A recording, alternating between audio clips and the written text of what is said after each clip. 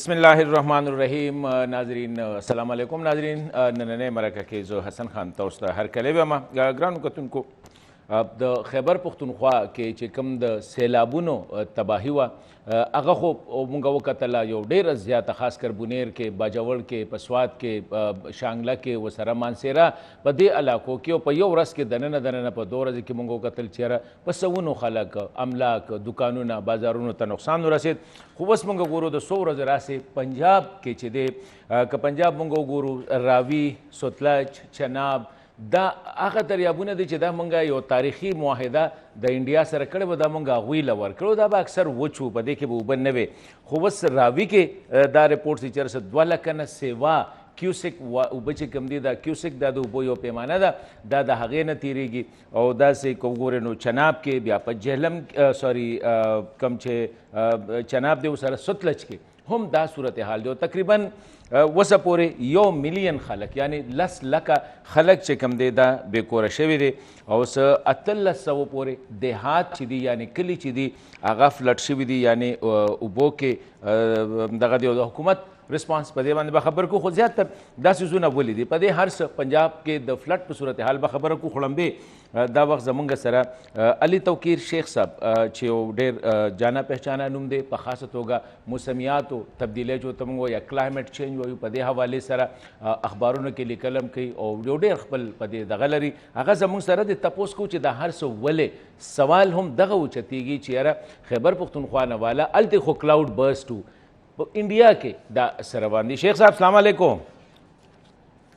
अस्सलाम वालेकुम, आपको बुलाने का बहुत शुक्रिया। Thank you very much Sheikh साहब। मैं इंट्रो तो मैंने पश्तो में ली और ये जो पूरा खैबर पख्तूनख्वा में हुआ, गिलगित बल्तिस्तान, कश्मीर और अब जो पंजाब की सूरत हाल है, ज़रा अपना अपना तज्जिया हमें दे दे कि ये हो क्या रहा है इस वक्त पाकिस्तान में, फिर आगे में डिटेल पे डिस्कशन करेंगे। देखिए, ये जो क्लाइमेट चेंज के एक्सपर्ट बहुत सालों से कह रहे थे, बिल्कुल वही हो रहा है कि मौसमियाती तब्दीलियाँ ऐसी होंगी जिसके साथ जो मानसून का पैटर्न है वो चेंज होगा, ज़्यादा बारिशें होंगी, ज़्यादा हीट वेव्स आएंगी, ज़्यादा ड्राउट्स आएंगे और ज़्यादा ट्रांसबाउंडरी उनके नुकसानात होंगे। अच्छा, चूँकि आपने केपी का जिक्र भी किया है तो पंजाब का भी किया। जो अफ़गानिस्तान में जो ग्लेशियल मेल्ट है, अगर वहाँ पे हीट वेव आए तो काबुल रिवर बेसन के साथ पाकिस्तान में पानी ज़्यादा भी आएगा और जल्दी भी आएगा, क्योंकि वहाँ पे समर थोड़ी सी पहले स्टार्ट होती है। और पाकिस्तान में वो पानी उस वक्त आता है काबुल रिवर बेसन का जब पाकिस्तान में मानसून शुरू नहीं होता, तो वाटर स्केर्सिटी होती है। तो आप उसको अर्ली वाटर कह सकते हैं। वो अर्ली वाटर पाकिस्तान की नेशनल यूनिटी और इंटीग्रेशन के लिए बहुत इंपॉर्टेंट है, क्योंकि बिल्कुल ऐसे वक्त के ऊपर जब लोगों के पास बिल्कुल पानी नहीं होता अपनी फसलों के लिए, तो वो पानी आता है और ख़ासकर सिंध में जहाँ पे स्केर्सिटी बहुत ज़्यादा होती है वहाँ तक जाता है। उतनी देर में फिर मानसून के साथ बाकी पानी भी आना शुरू हो जाता है। तो आपका जो ट्रांसबाउंडरी इशू है, अगर वहाँ पे क्लाउड बस्ट होगा तो जो इनंडेशन या तबाही होगी वो नौशहरा में होगी, तो उसकी इंटीग्रेशन रीजन के साथ बहुत ज़्यादा है। यही हाल पंजाब का है। अगर हिंदुस्तान में ज़्यादा बारिश हो, ज़्यादा हीट वेव आए तो उनका मानसून स्ट्रॉन्ग होगा, और जब वो स्ट्रॉन्ग होगा तो पाकिस्तान लोअर अपेरियन कंट्री है, उसमें भी पानी ज़्यादा आएगा। अच्छा, अब ये पानी जब ज़्यादा आएगा तो हमारे यहाँ चूँकि हमने इंडस वाटर ट्रीटी के तहत चंद दरिया उनको दिए हुए हैं, तो हमें एक फॉल्स किस्म का एक नोशन है कि अब इनमें पानी ज़्यादा नहीं आएगा, तो हमने उसमें बस्तियाँ बना ली हैं, घर बना लिए हैं, गाँव बना लिए हैं। वापडा ने वहाँ बिजली दे दी है, एजुकेशन डिपार्टमेंट ने स्कूल्स बना दिए हैं, हर चीज़ वहाँ पे हो गई है। तो वो इरेगुलर बस्तियाँ हैं जो हमें वहाँ पे बनानी नहीं चाहिए थी। मगर हिंदुस्तान अगर हमारे पास पानी ज़्यादा ना भी रिलीज़ करे तो अपनी पूरी कोशिश भी कर ले, तो हैवी मानसून जब वो होगा तो उसका पानी पाकिस्तान में आना ही आना है, हिंदुस्तान उसको रोक नहीं सकता। तो इस दफ़ा जो हमारे ज़्यादा फ्लडिंग आ रही है पाकिस्तान में वो ये है कि हमारे तीनों रिवर सिस्टम जो हैं वो अपने पीक पे चल रहे हैं। हिस्टोरिकली ये हुआ है कि पीक पे एक दरिया चला है या दूसरा चला है या तीसरा चला है, सिर्फ एक आध दफ़ा ये होता है कि तीनों दरियाओं में पीक आई थी। तो इस वक्त जो ज़्यादा खदशात आए हुए थे हमारे यहाँ पाकिस्तान में, luckily we are safe so far कि जी इतनी ज़्यादा पीक हम मैनेज नहीं कर सकेंगे, मगर इसका ये मतलब नहीं कि हम गफलत का शिकार हो जाएं। तो ये तो थी छोटी सी आपके मुश्किल सवाल का एक छोटा सा आंसर। उसमें बड़े कॉम्प्लेक्स एलिमेंट भी है, खासकर मैं बुनेर की बात करना हाँ चाहूँगा हाँ, अगर आप मुझे टाइम ये देंगे। मैं सवाल यही मेरा यही था कि चलो उस पर भी बाद में आएंगे। विन प्राइम मिनिस्टर एक वजीर आजम साहब रावी के किनारे खड़े होकर इशारे से कह देते हैं कि ये आने वाले दिनों में गंदे पानी का नाला बन जाएगा, वहाँ 3 लाख या 2-2.5 लाख क्यूसेक वाटर पानी आ रहा है। तो ज़रा ये क्लाउड बर्स्ट के हवाले से हमें बताइए कि ये क्या फिनोमिना है। ये तो हमारे यहाँ तो बस वही कहते हैं कि अल्लाह की तरफ से हैं, गुनाहगार लोग हैं। नहीं, वो देखिए पहले छोटी बात को जिक्र कर लें, मैं बुनेर की तरफ बाद में आता हूँ, क्लाउड बस्ट की तरफ बाद में आता हूँ। जो रावी पे उन्होंने कहा है ना, हाँ हाँ, हमने रावी जो है इंडस वाटर ट्रीटी के तहत हिंदुस्तान को दे दिया था, उसके फुल वाटर का राइट। बिल्कुल। हमने उनसे एनवायरमेंटल फ्लोज भी नहीं मांगी थी उस जमाने में। तो ओनली जब थोड़ा सा एक्सेस वाटर होता है तो हमारे पास रावी में आता है। तो अर्ज करने का मतलब यह है कि हिंदुस्तान की कोशिश के बावजूद और इंडस वाटर ट्रीटी के बावजूद रवि मरा नहीं है। हमारा ख्याल था कि रवि मर गया है, अब एक गंदा नाला बन गया। हाँ हाँ, मगर इस दफा जो आपको खबर आई है वो ये है कि मरे हुए रावी से पंजाब के लिए, पाकिस्तान के लिए बिफरा हुआ रावी ज़्यादा जो है अट्रैक्टिव है हमारे लिए, हमें वो चाहिए। तो दुआ कीजिए इसमें पानी आता रहे, ऐसे ही पानी आता रहे, हम मैनेज करना सीख लें।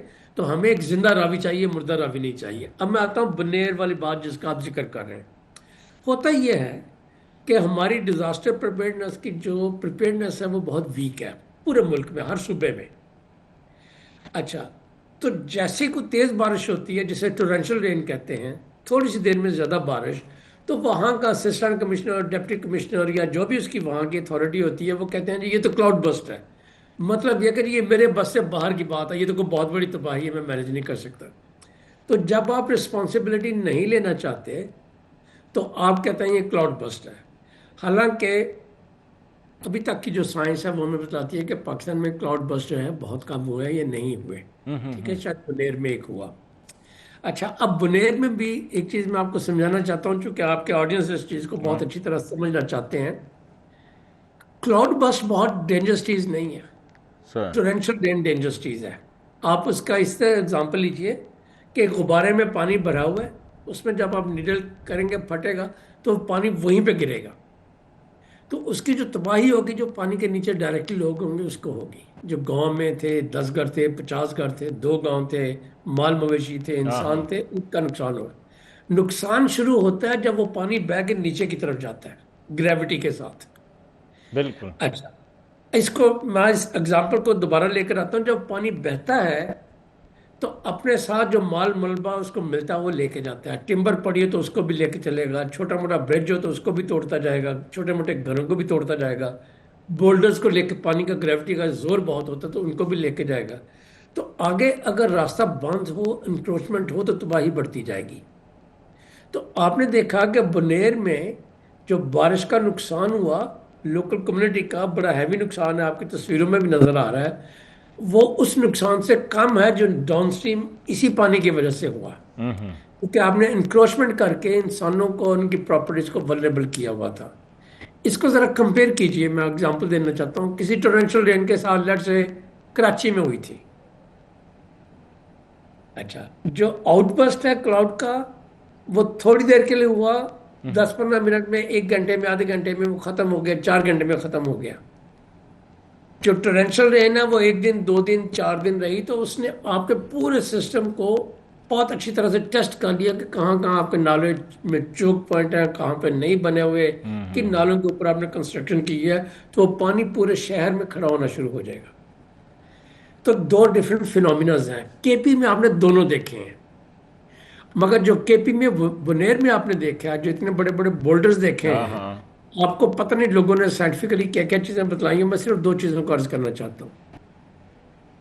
एक ये है कि वो बस्ती सस्टेनेबल होती है जिसका वाटर शेड प्रोटेक्ट किया जाता है। ठीक। अगर आप वाटर शेड को प्रोटेक्ट नहीं कर सकते तो नीचे ह्यूमन सेटलमेंट प्रोटेक्ट नहीं हो सकती। अगर वाटर शेड के अंदर आपने डिफॉरेस्टेशन कर दी या कंस्ट्रक्शन कर दी या माइनिंग कर दी और केयर के बगैर की, तो डाउन स्ट्रीम जो लोग रहते हैं उनकी सस्टेनेबिलिटी क्वेश्चन में आ जाएगी ऐसे क्राइसिस में। तो बुनेर में जो एक चीज हुई है वो ये है कि हमने बल्कि पूरे ये तौकीर साहब, ये जो वाटर शेड का मतलब आपका ये है कि बस्ती के ऊपर जो पहाड़ है, जो जिसको हम तंगे टाइप कहते हैं, जिसमें पानी आता है, उसको Exactly. आपने दरख्तों से भर के रखना है ताकि मट्टी और बोल्डर साथ ना लेके आए, ये आपका मतलब। एग्जैक्टली हाँ। और ये वो एरियाज होते हैं जिनमें आप ह्यूमन सेटलमेंट्स को कम से कम देखना चाहते हैं, जिसमें आपको इंडस्ट्री नहीं देखना चाहते। ये आप ये समझिए कि आपने एक नेचर रिजर्व बनाया हुआ है जिसका मकसद ही ये है कि ये साफ पानी की मशीन है जिसके साथ ग्राउंड वाटर भी रिचार्ज होगा, नीचे भी पानी जाएगा, नीचे जो। लेकिन शेख साहब आप मुझे ये बताए, ये एक तो खैर वो तो मैंने वैसे अजरा है, क्या होता है कि ये लोग कहते हैं हमारे बाज लोग कि यहाँ पे ये गुनाहें ज़्यादा हो गई, ये गुनाहें ज़्यादा हो गई। मैं कहता हूँ गुनाहों के पीछे जाते तो बुनेर और मानसेरा और कोहिस्तान बेचारे वो क्या। लेकिन ये बताइए, ये जो मौसमियाती तब्दीली के साथ इसका क्या ताल्लुक है, ये क्लाउड बर्स्ट के साथ, ये सिर्फ ये बुनेर के दरख्त काटने से, शांगला के दरख्त के काटने से, या मतलब एक इट इज़, और आपने तो उसको वाइडर कर दिया, आपने तो काबल रिवर बैसन को भी कर दिया, इधर से हमारी इंडस बैसन है, उधर से हमारी चनाब और सतलज है, और पाकिस्तान इस जस्ट लाइक का मतलब है कि उसके मुंह पे वो है इन सारे दरियाओं के। तो हाउ द क्लाइमेट जो है किस तरह, ज़रा मुझे हमें इस पे समझाइए जी। देखिए इसकी साइंस जो है, साइंस हमेशा आसान होती है। मैं आपको साइंस समझा देता हूँ, वो आसान है। जो गवर्नेंस होती है, वो पॉलिटिकल साइंस होती है, वो मुश्किल होती है। हाँ। हम दोनों की बात कर लेंगे। साइंस ये है कि जितनी ज़्यादा हीट वेव आएगी, टेम्परेचर बढ़ेगा, उतने चांसेस हैं कि बाद में बारिशें ज़्यादा होंगी। ये दोनों लिंक्ड है। अच्छा, अगर आपका एवरेज टेम्परेचर 40 डिग्री है और हीट वेव आए और 40 डिग्री से आपका जो टेम्परेचर है वो 42 हो जाए, 45 हो जाए, 47 हो जाए, तो हर एक डिग्री जो आपकी एवरेज से ज़्यादा है उसका 7% जो है ना वो आपके क्लाउड्स में ऊपर मॉइस्चर चले जाएगा। अच्छा, जब ऊपर क्लाउड में मॉइस्चर चले जाएगा तो वो उसका वजन बढ़ जाता है। अब उसने बरसना ही बरसना है। अच्छा, अब आपकी किस्मत है कि हवा चले और दूसरे सूबे या दूसरे मुल्क में जाके या बहर अरब में जाके बरसे, या वहां से चला था और आपके पास आकर उसने बरसा। और जब वो वजन ज्यादा हो गया तो या तो उसमें से ओले गिरेंगे, और हमने देखा है कि बाज़ जगहों पे बगैर मौसम के बड़े बड़े फुटबॉल फुटबॉल तो नहीं, टेनिस बॉल की तरह बड़े बड़े ओले गिरे। या वो इस्लामाबाद में जो हुए थे जी, इस्लामाबाद में हम। या वो गुब्बारे की तरह फट के, जैसे बाल्टी से पानी गिरता है वो इस तरह से गिरेगा, उसको क्लाउड बस्ट कहते हैं। तो अब कराची की एग्जांपल लेता हूँ। इस साल मार्च अप्रैल में वहाँ पे एवरेज टेम्परेचर से 7 डिग्री ज़्यादा था हीट वेव का टेम्परेचर। आमतौर पे वहाँ पे टेम्परेचर था 40, 41, 42 डिग्रीज, और हीट वेव में उसका एवरेज टेम्परेचर रहता है 46, 47, 48, 49 डिग्रीज। अब वो जितनी हीट थी उतना मॉइस्चर ऊपर चले गया बादलों में। वो अब इधर उधर घूम फिर रहा था, कभी बहर अरब में, कभी बलूचिस्तान में, कभी किसी जगह। जैसे ही वो कराची के अंदर सेटल हुआ तो वो जाके गिरा, नीचे गिरा। अच्छा, अब जैसे वो गिरा तो उसको हमने टोरेंशियल रेन की सूरत में देखा। आपके यहाँ जब वो आया बुनेर में तो उसको हमने क्लाउड बस्ट की सूरत में देखा। अब इसका लिंक आपने कहा था कि मैंने अफगानिस्तान की बात भी की है, हिंदुस्तान की बात भी की है, मैं ग्लेशियर्स की बात भी कर देता हूँ, बिकॉज ये सारे फिनोमिना आपस में लिंक्ड है।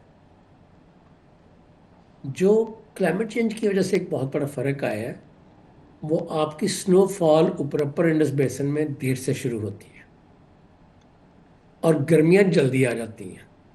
तो जो स्नो है, आइस नहीं बनी थी, तो उससे पहले जो है या वहाँ पे मानसून पहुंचना शुरू हो गया, या हीट वेव आ जाती है जिसके साथ पानी जो है वो नीचे आना शुरू हो जाता है।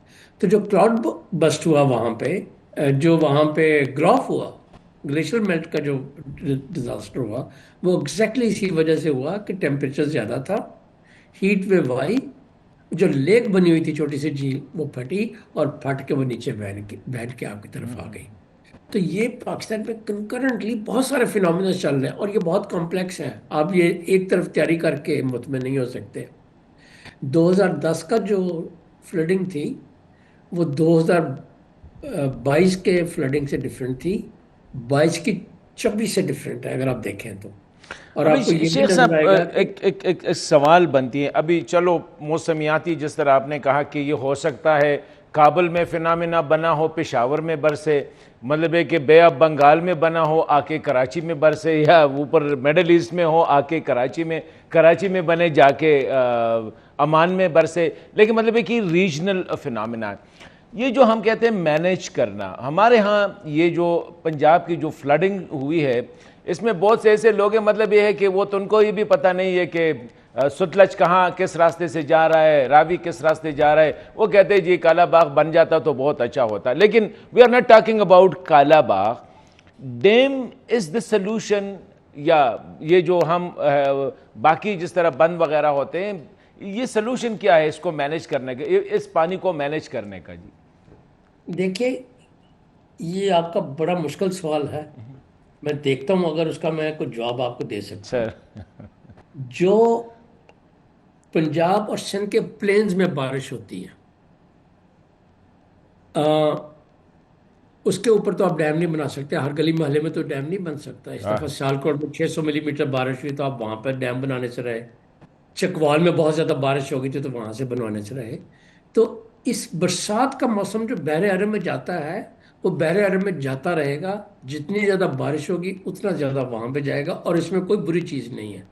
क्वेश्चन ये है कि क्या इसमें से किसी परसेंटेज को आप ग्राउंड वाटर रिचार्जिंग के लिए इस्तेमाल कर सकते हैं कि नहीं कर हाँ। सकते।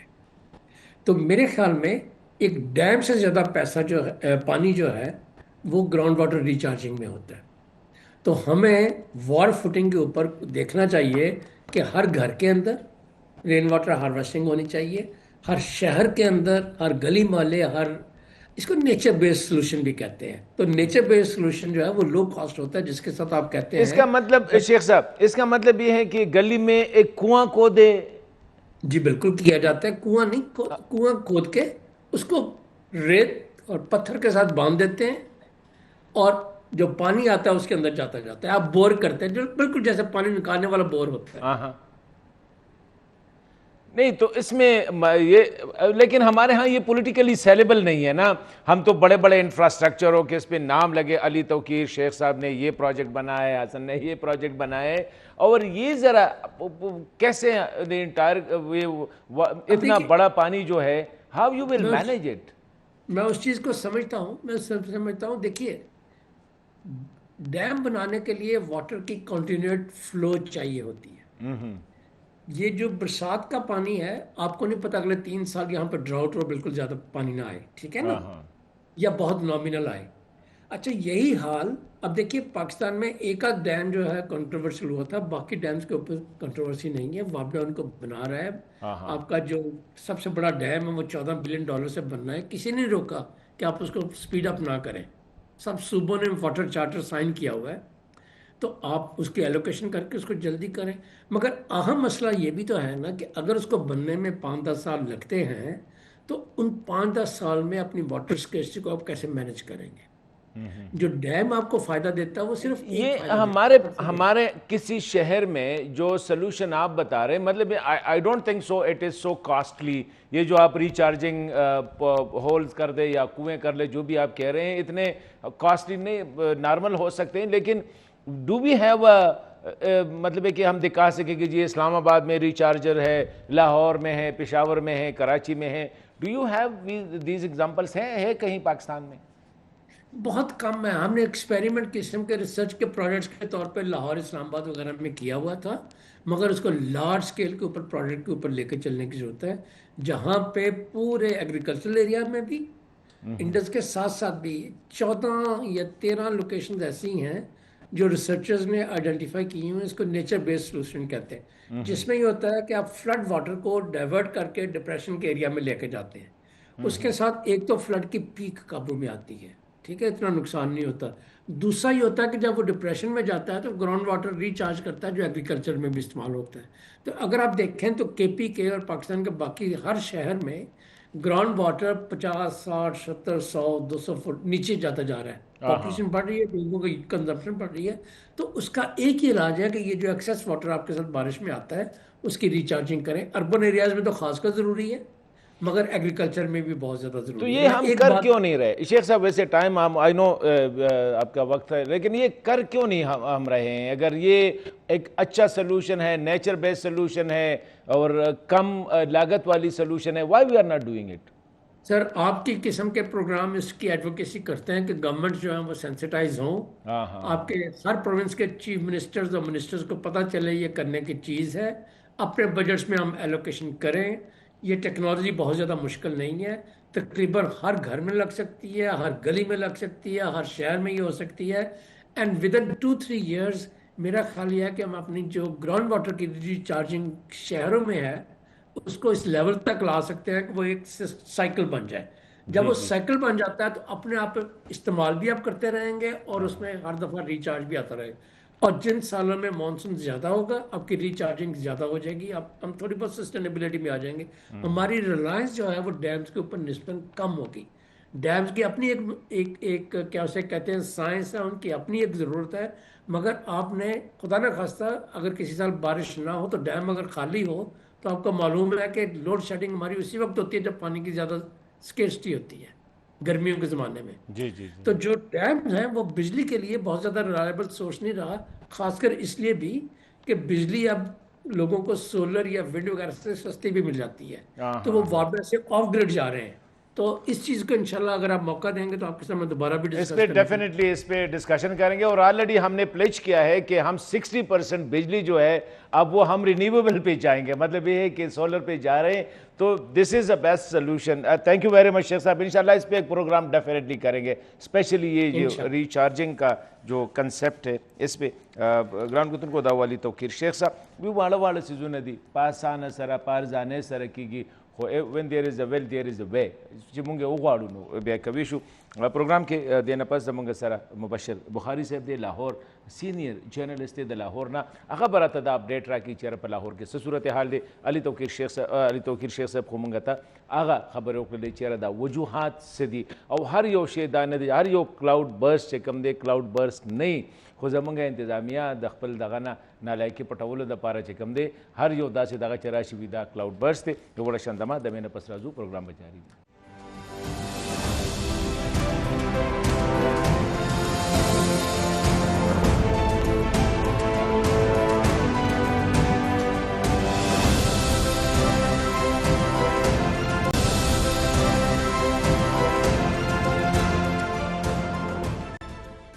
जी बुखारी साहब अस्सलाम वालेकुम। बुखारी साहब, आप being as a senior journalist और तजिया निगार और सारी ये जो सिचुएशन अनफॉर्चुनेटली अब खैबर पख्तूनख्वा के बाद जो पंजाब में सामने नज़र आ रही है, थोड़ा सा हमारे नाजरीन को इसके बारे में बताएं कि कौन कौन से एरिया है जहाँ पे हैवी फ्लड्स है, कौन कौन से रिवर्स है, दरिया है जहाँ पे इस वक्त भी फ्लड्स है और आगे भी ख़तरा है। बहुत शुक्रिया हसन भाई। वो तजिया निगारी अपनी जगह पे, लेकिन आपको पता है कि हम अभी तक रिपोर्टिंग भी करते हैं, तो इस पे मुसलसल रिपोर्टिंग भी कर रहा हूँ। आपने मुझसे पूछा कि कहाँ पे खतरा है, तो यकीन कीजिए कि पूरे पंजाब में इस मुतासिर हुए हैं इस फ्लड से 3 दरियाओं ने, ये मैं आपको PDMA का स्टैटिस्टिक दे रहा हूँ, 1769 देहातों को मुतासिर किया है और तकरीबन 1 मिलियन के करीब इवैक्यूएशन हुई है। उससे आप इसके मैग्नीट्यूड का अंदाजा लगाइए। अच्छा, ये मामला कैसे शुरू हुआ वो आपके लिए भी नया नहीं है और हमारे लिए भी नहीं। बारिशें तो सबसे पहला प्रॉब्लम हमारे लिए रही। बारिशों के बाद जो मामला हुआ, चूंकि इंडियन साइड पे भी जो कैचमेंट्स होती हैं दरियाओं की, उनके ऊपर मुसलसल बारिशें हो रही थी और वो जितना पानी इंडिया में बरसा अल्टीमेटली उन दरियाओं ने पाकिस्तान में ही ड्रेन होना था।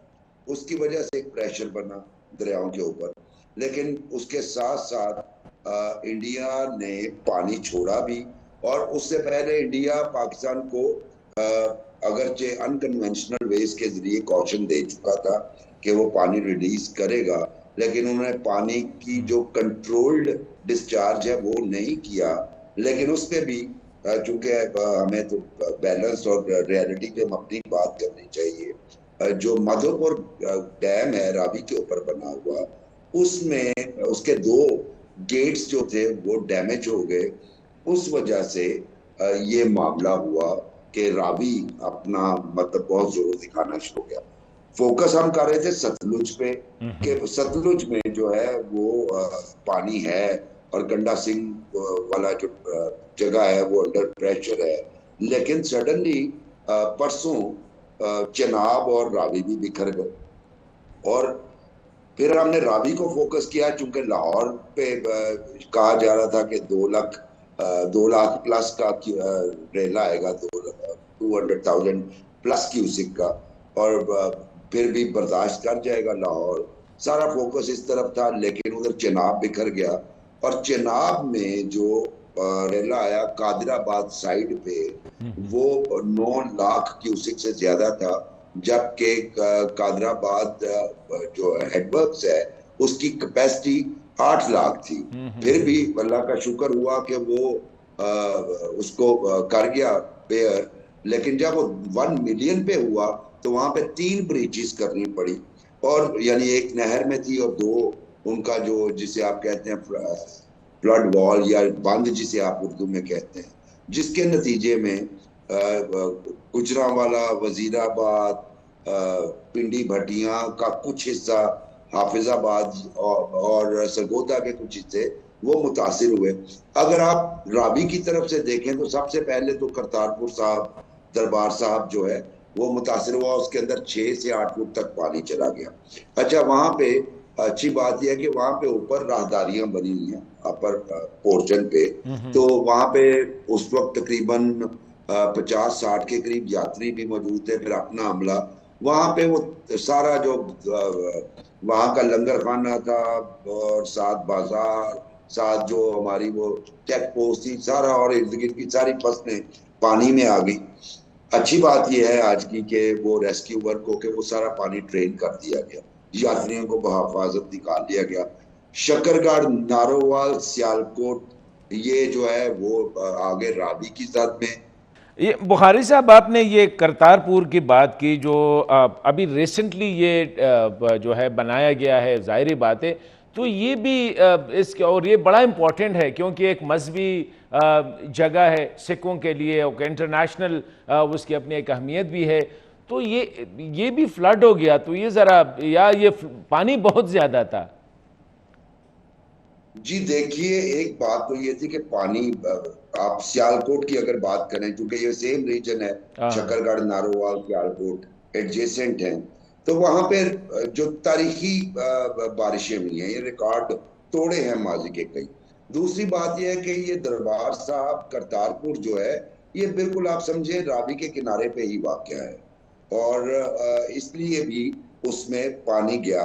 और तीसरी बात, जैसे मैंने पहले कही कि चूंकि बारिशें इस साइड पे भी बहुत ज्यादा हुई, उस साइड पे भी बहुत ज्यादा हुई, फिर माधोपुर डैम जो रावी के ऊपर ही बना हुआ है वो तकरीबन फुल हो चुका था, और जब वो वाटर रिलीज कर रहे थे तो उनके 2 गेट्स टूट गए, जिसकी वजह से अनकंट्रोल्ड डिस्चार्ज ऑफ वाटर हुआ, और ये तबाही जो हमने देखी वो उधर हुई। अच्छा, बुखारी साहब, अब आप अगर देखिए, बुखारी साहब एक सवाल आता है सामने, ये आपने ये जो 2 दरिया है, एक रावी और ये सतलज जो है, ये हिस्टोरिकली हमने इंडिया को दे दिए है और यहाँ पे बहुत कम पानी आता है। और ये आपने इमरान खान साहब का एक स्टेटमेंट सुना होगा जब रावी के किनारे खड़े थे कि ये तो गंदे पानी का एक नाला बन जाएगा, जब वो एक वहाँ पे एक प्रोजेक्ट कर रहे थे, तो पीपल वर नॉट एक्सपेक्टिंग, ये तवक्को नहीं थी कि रावी में भी पानी आ सकता है, क्योंकि रावी ऑलमोस्ट खुश्क हो गया था। जी बिल्कुल, ये अगर हम बात करें चेनाब, रावी और सतलज, तीनों दरियाओं का बाकायदा मजाक उड़ता है कि इनमें तो अब दरिया नहीं कहा जा सकता इन्हें।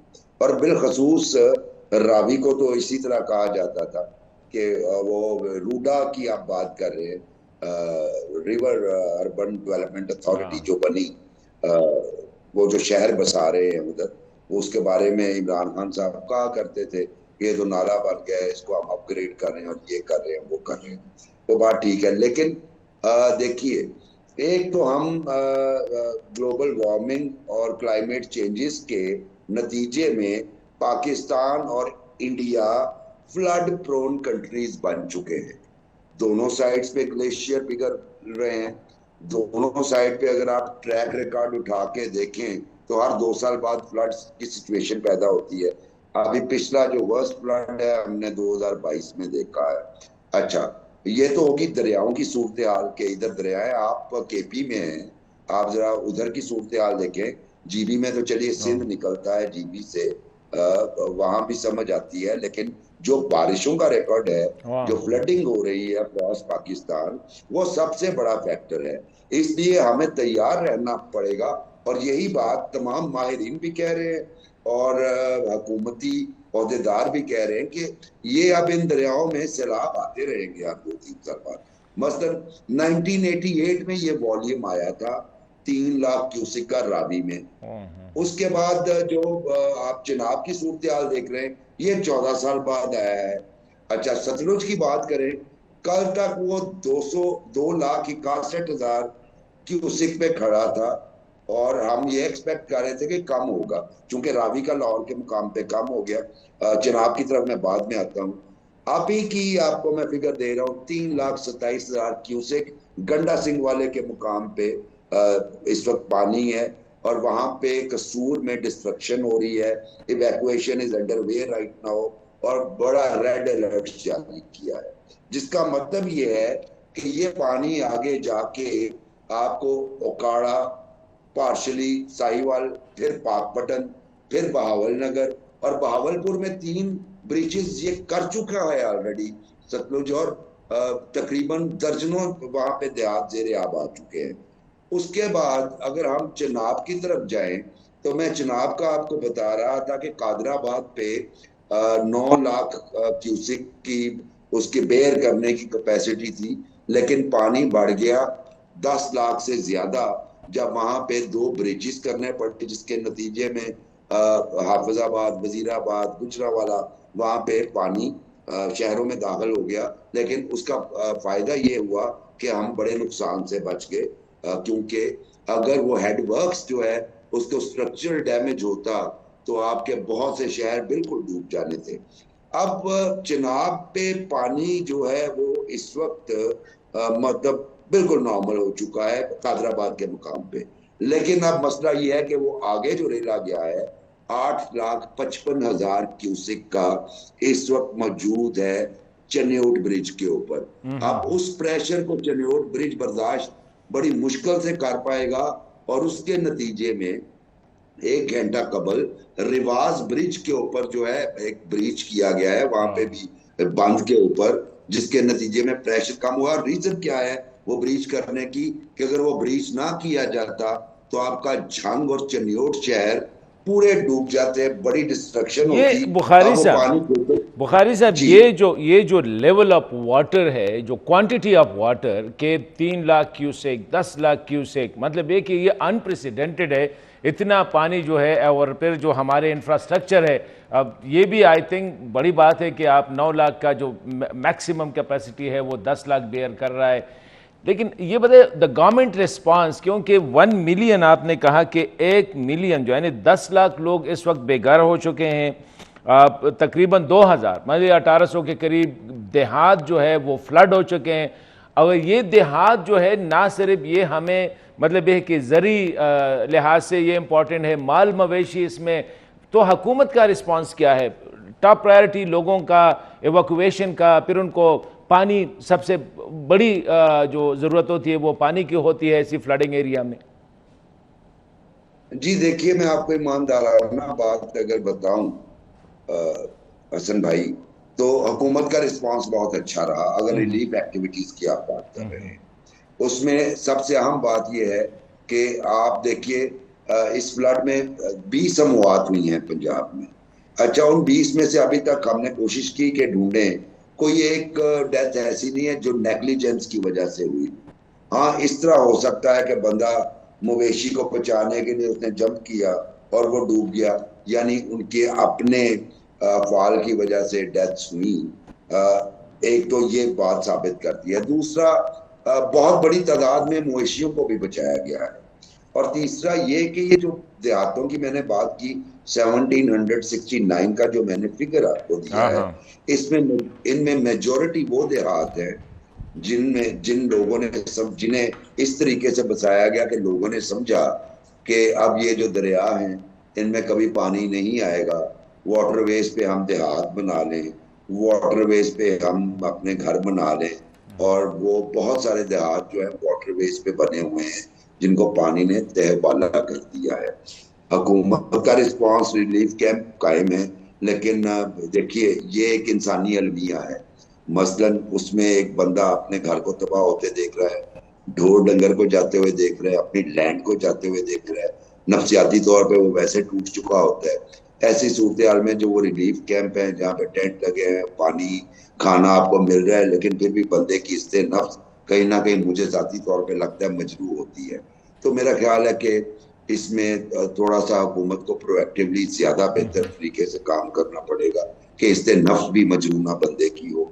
और तीसरी सबसे अहम बात कि हम पानी प्रोवाइड करते हैं, शेल्टर प्रोवाइड करते हैं, खाना दे देते हैं, उनके ढोर डंगरों को चारा भी मिल रहा है। जो रेस्क्यू किए हैं 72,000 के करीब जो गाय भैंसे हैं वो रेस्क्यू भी किए हैं, उनके लिए चारे का भी इंतजाम है। लेकिन इसके साथ साथ मैं ये कहूंगा कि ये सारे जो विक्टिम्स हैं, अफेक्टीज हैं, इनके नफसियाती मसाइल का भी हल करना पड़ेगा। इसमें बुखारी साहब, और फिर इसमें जो अक्सर हम इग्नोर करते हैं, ख़वातीन इग्नोर होते हैं, बच्चे इग्नोर होते हैं, बीमार इग्नोर होते हैं, क्योंकि ये वल्नरेबल पार्ट्स। और जो आपने कहा कि कुछ लोग माल मवेशी, ये माल मवेशी जो है हम शहरियों के लिए शायद, लेकिन ये देहातों में इट्स लाइफ बंदे की जो होती है पूरी ज़िंदगी इसके साथ होती है। तो दैट्स द रीज़न कि कोशिश करते हैं कि इसको हर सूरत बचाया जा सके। बुखारी साहब बहुत शुक्रिया, और अल्लाह आगे खैर करे, और यही हमारी दुआ है कि जो जो जो नुकसानात हुए हैं एक साइड पे, लेकिन मज़ीद इंसानी जानों का और जो दीगर है उसके नुकसान ना हो। बहुत शुक्रिया बुखारी साहब। नाज़रीन एक छोटा सा ब्रेक लेते हैं, ब्रेक के बाद दोबारा हाजिर।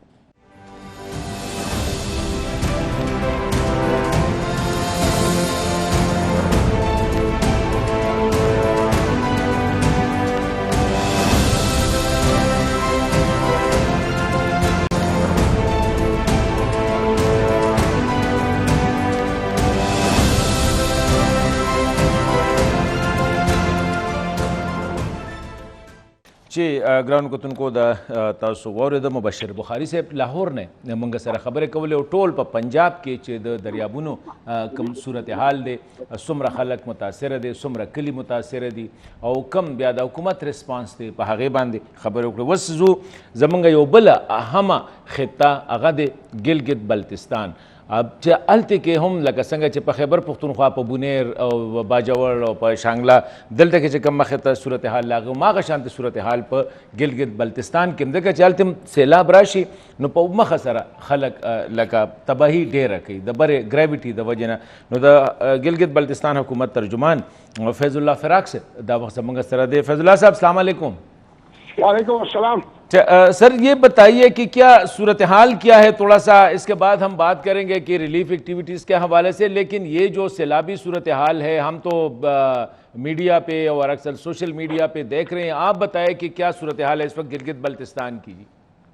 बिस्मिल्लाह रहमान रहीम। बहुत शुक्रिया खबर टीवी का और आपके टीम का कि गिलगित बल्तिस्तान में तो 22 जून से ये सैलाबी तबाहकारियों का आगाज़ हुआ था, और यहाँ पे एक बदतरीन किस्म की मौसमियाती तब्दीलियों के बाद जिस तरह की क्लाउड ब्रस्ट हुए, जिस तरह की ग्लेशियर्स फट गए ग्लोफ का, और जिस तरह फ्लश फ्लड आए, उसके नतीजे में अब तक 45 अफराद जाँ बहक हो चुके हैं।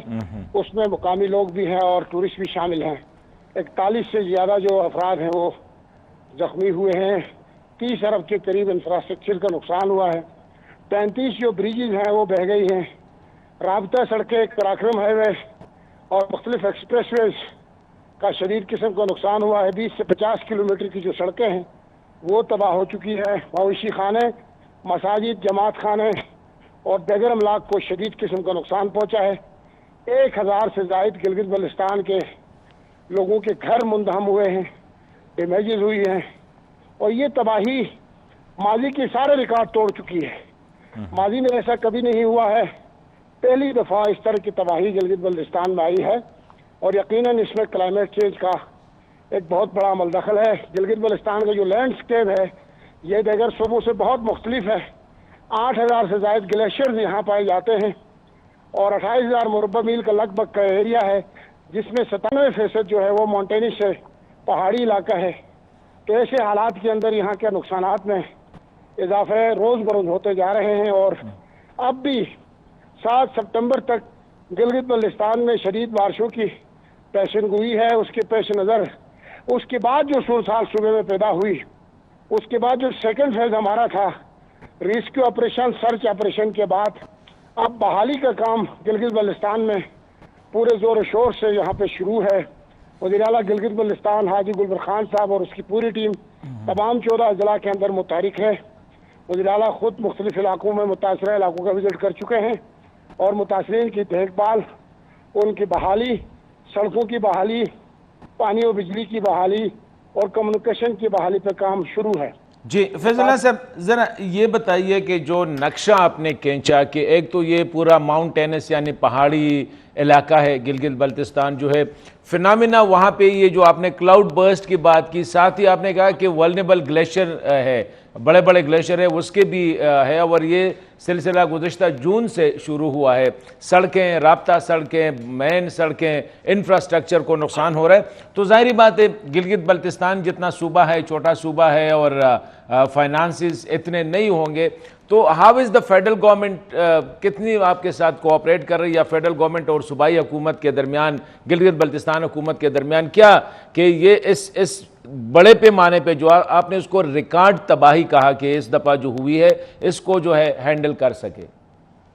देखें, गिलगित बल्तिस्तान गवर्नमेंट और वफाकी हुकूमत के बीच गुड वर्किंग रिलेशनशिप है इस वक्त और दोनों के दरमियान कोई ट्रस्ट डिफिसिट भी नहीं है, क्योंकि ये जो इस वक्त सैलाबी तबाहियाँ हैं ये नेशनल लेवल की तबाहियाँ हैं और इसको नेशनल इंटीग्रेशन के तौर पर भी टेकअप करने की ज़रूरत है और तमाम सूबों को एक दूसरों के हाथ बटाते हुए मरकज के साथ मिलकर इस बहरान का को कम्बेट करने की कोशिश करनी चाहिए हमें। वफाकी हुकूमत ने भी गिलगित बल्तिस्तान के लोगों के दुख दर्द को समझा है। वज़ीर आज़म पाकिस्तान मियां शहबाज शरीफ ने गुज़िश्ता दिनों विजिट भी किया GB का और इस दफ़ा भी उसने आना था क्योंकि वो किसी अचानक विजिट की वजह से मौखर हुआ है।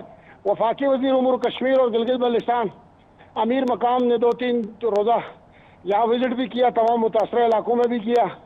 वफाकी हुकूमत ने और जो डेट कंपनसेशन थी उसमें भी इजाफा कर दिया और जो GB का इंफ्रास्ट्रक्चर तबाह हुआ है और लोगों के घर तबाह हुए हैं, जाहिर सी बात है, आपने ठीक कहा कि GB एक एडमिनिस्ट्रेटिव प्रोविंस है और ग्रांट एंड एड पे चल रहा है।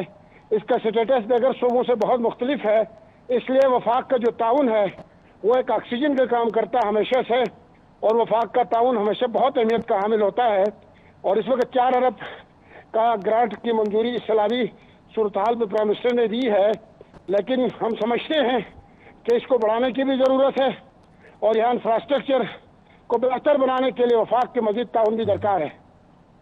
ये फराज साहब ये बताइए कि अभी तक, क्योंकि जैसे कि आपने कहा कि ये जून से फिनोमेना और गॉड फॉरबिड अल्लाह ना करे कि ये आगे चलता रहेगा, सितंबर तक आपने कहा कि इसकी पेशन गोई है, तो कोई डैमेज असेसमेंट की है कि फौरी तौर पर लोगों को रिलीफ दिया जाए, कितने सड़कें फौरी तौर पर बहाल करनी है, बिजली का निज़ाम, बाकी इंफ्रास्ट्रक्चर का निज़ाम, कुछ डैमेजेस असेसमेंट की है कि इतना हमें फौरी तौर पर चाहिए ताकि हम एटलीस्ट इसको मशीन को तो ऑन कर देना? देखिए, गिलगित बल्तिस्तान गवर्नमेंट ने अपने वसाइल के अंदर रहते हुए भी बहुत कुछ किया है यहाँ पे और चूंकि ये रिलीफ का जो सिलसिला है इमदादी कार्रवाइयों का, ये कई दिनों से मुसलसल जारी है। इसमें हमने NHA के साथ मिलके, कहीं पे FWO के साथ मिलके, क्योंकि फौजी पाकिस्तान का भी भरपूर ताउन है, नेशनल हाईवे अथॉरिटी का भी, हमने कराक्रम हाईवे जो 8 मकामात पर ब्लॉक थी उसको हमने खोल दिया है, ट्रैफिक के लिए बहाल है। शायरा बाबूसर नारायण 16 मकामात पर ब्लॉक थी, उसको हमने ट्रैफिक के लिए खोल दिया है। शायरा बल्तिस्तान 12-13 मकामात पर बहाल कराया हो जो बंद थी शायरा, और इस वक्त जो शायरा हुंजा है वो खुंजराब को जो मिलाती है वो मुतअद्दिद मकामात पर बंद हो चुकी थी, वहाँ भी तकरीबन जगहों पर हमने सड़क बहाल की है और गिजर के अंदर जो कनेक्टिविटी है उसको बहाल करने की हम कोशिश कर रहे हैं। दाइन का एक ब्रिज था वो बह गया, जिसकी वजह से 3,000 की आबादी डिस्कनेक्ट हो गई शहर से। वहाँ मुतबादिल रास्ता बना रहे हैं, बोट्स तो हमने दिए हैं रेस्क्यू के जरिए, लेकिन इसके अलावा हम कनेक्टिविटी बहाल कर रहे हैं। और जो यासीन का इलाका है जहाँ पर रोशन के मुकाम पर एक मसनूई झील बनने के बाद यासीन और गुब्बस का रास्ता कट गया था शंदूर वाला, उस पर बहाली का काम जारी है। इंशाल्लाह कल तक हम बहाल करेंगे। कनेक्टिविटीज बहाल हो चुकी है, मवासलाती निज़ाम को भी बहाल किया है। और उसके अलावा जो इब्तदाई तौर पर इमीडिएट जो इमदादी चीज़ें थी, खेमे टेंट खेमा बस्ती, फूड पैकेट्स और दगर की अशिया भी तमाम शोबों पर में पहुँचा दी गई है। अब जो इंफ्रास्ट्रक्चर के दगर नुकसानात हैं, जो इरीगेशन चैनल्स हैं, जो बिजली के पावर हाउसेस के डैमेजिंग है, उस पर बहाली का काम जारी है। जी बताइए सर कि एक तो ये है, लेकिन एक बड़ा मसला जो है ये जो आपने मौसमियाती तब्दीलियों के असरात ख़ासकर गिलगित बल्तिस्तान, ये पूरा जो माउंटेनस एरिया है इस पर, इसके लिए क्या कुछ इकदाम हो सकते हैं या इसको बस अल्लाह पे छोड़ना है? जिस तरह हमारी पाकिस्तानियों का एक नेचर है, क्या हो रहा है इस पे? देखें, ये अल्लाह पे भी छोड़ना इसलिए है कि नेचर अल्लाह का है और नेचर अल्लाह का बनाया हुआ निज़ाम है और नेचर ही अल्लाह का है, इसमें तो दो राय नहीं है। लेकिन अल्लाह ने ये तो नहीं कहा कि आप नेचर के साथ छेड़ें, नेचर के मुखालिफ पोल पे जाके खड़े हो जाएं। तो जब हम नेचर के खिलाफ खड़े हो जाएंगे तो नेचर हमसे रिवाइज जरूर लेगा। ये अल्लाह का कानून है, ये भी अल्लाह का कानून है कि नेचर के अगेंस्ट खड़े हो जाएंगे, डिफॉरेस्टेशन करेंगे, नशीबी इलाकों में आबी गुजरगाहों पे हम तो तामीरात करेंगे, माहौल को खुद खराब करेंगे, नेचर को अपने हाथ में लेने की कोशिश करेंगे। तो नेचर में खुद रिवेंज लेना है, ये भी खुदा का कानून है। हम बरी उज़िमा नहीं हो सकते, हमें बेहतर बनाने की ज़रूरत है माहौल को, एनवायरनमेंट को। और जो माहौलियात के अंदर हमने दरारें डाली हैं, कदगनें डाली हैं, माहौल को हमने तकलीफ दी है, उस तकलीफ से माहौल को निकालने की ज़रूरत है। लेकिन क्या हो रहा है ये जो स्पेशली जो ये ग्लेशियर है, इसको मेल्टिंग से बचाने के लिए फॉरेस्टेशन के, क्योंकि गिलगित बल्तिस्तान में भी सारे दरख्त हम काट रहे हैं, अब इसी तरह जो बाकी आबादी बन रही है दरियाओं के रास्ते पे, ये देखिए आपका अताबाद झील नेचुरल झील बन गया। इसी तरह ये दूसरा भी जो अभी क्लाउड बर्स्ट आया था तो एक बहुत बड़ा झील बन चुका है। तो ये तो बड़े ख़तरनाक फिनोमेना है, किस तरह की हुकूमत हैंडल कर रही है इसको? हाँ बिल्कुल, ये जो झील अभी बनी है ताज़ा, ये झील तो फ्यूचर में नहीं रहेगी क्योंकि उसका सुरताल ये पानी बह के चला जाएगा, इससे थ्रेट भी नहीं है, नुकसान भी नहीं है। लेकिन हुकूमत गिलगित बल्तिस्तान ने यह फैसला किया है कि जो आबी गुजरगाहें हैं वहाँ पर आइंदा किसी को तामीरात की इजाज़त नहीं होगी। बहुत सारे इलाकों में हम दफ़ा 144 लगा चुके हैं, बहुत सारे इलाकों में हम लगाएंगे। और माहौल कुछ जो इक़दाम माजी में उठाए गए हैं उसकी हौसला शिकनी करेंगे और माहौल दोस्त चीज़ों को प्रमोट करेंगे, इको टूरिज़म को फ़रोग देने की कोशिश करेंगे। और इको यहाँ पे जो जोन्स बन रहे हैं सिपेक के तनाजुर में डेवलप इको जोन्स बनाने की कोशिश करेंगे। ये बताएं साहब कि इंटरनेशनल कम्युनिटी, क्योंकि ये जो कुछ हो रहा है इसमें इंटरनेशनल कम्युनिटी, अगर हीट वेव बढ़ रही है, गर्मी बढ़ रही है या मौसमियात तब्दील हो रहे, तो इंटरनेशनल कम्युनिटी गिलगित बल्तिस्तान जैसे वल्नरेबल एरिया जो कि बहुत ज़्यादा ख़तरनाक एरिया है नेचर के लिए, ये जो नेचुरल कैलेमिटीज़ के लिए, तो कुछ इंटरनेशनली कुछ हो रहा है या बस फेडरल गवर्नमेंट जो कुछ कर रही है और आपकी जो गवर्नमेंट है वो कुछ कर रही है, उस पर इक्तफा है? इंटरनेशनल इदारों में माजी में भी काम किया है, एनजीओज ने यहाँ पे गिलाफ पे काम किया है मुख्तलिफ चीज़ों पर, लेकिन उसका रिजल्ट सिफर आया है क्योंकि प्रैक्टिकल इक़दाम नहीं उठाए गए हैं। और उस पर भी प्राइम मिनिस्टर की हिदायत की रोशनी में हम तहकीकात कर रहे हैं कि अरबों के नाम पे, जो गिलाफ के नाम पे यहाँ पे चीज़ें माजी में हुई हैं वो होटलों की तकरीबात की नज़र हुई है, प्रैक्टिकल चीज़ें नहीं हुई है उस पर। और अब भी ऐसा है कि यहाँ पे अवेयरनेस बढ़ाने की ज़रूरत है, फॉरेस्टेशन की ज़रूरत है, दरख्त लगाने की ज़रूरत है और जो दरख्त हैं उनको बचाने की ज़रूरत है। तो इस तरह माहौल दोस्त जो एनवायरनमेंट है उसको क्रिएट करने की ज़रूरत है। उस पर गवर्नमेंट ऑफ गिलगित बल्तिस्तान पूरी तरह कॉन्शियस भी है और इस पर इक़दाम इंशाल्लाह उठाए भी जाएंगे। और हम कोशिश करेंगे कि गिलगित बल्तिस्तान का जो माहौल है उसको बेहतर बनाए ताकि मुस्तकबिल में ये जो एनवायरनमेंट के चैलेंजेस हैं उससे निपटा जा सके। बहुत शुक्रिया फैज़ुल्लाह फ़िराक साहब, और अल्लाह करे कि जैसे कि आपने कहा कि गिलगित बल्तिस्तान की जो गवर्नमेंट है कोशिश कर रही है स्पेशली ये बात जो कि दरख्त ज़्यादा से ज़्यादा लगाए और ऐसी जगहों पे घर ना बनाए जिसको वाटरवे यानी पानी का रास्ता हो।